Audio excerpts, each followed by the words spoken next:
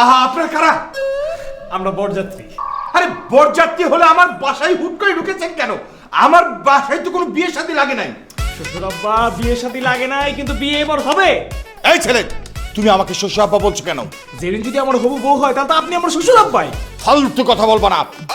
আমার মেয়ে তোমার হবু বউ মানে? মানে হলো আমি এখানে আপনার মেয়েকে বিয়ে করতে আসছি।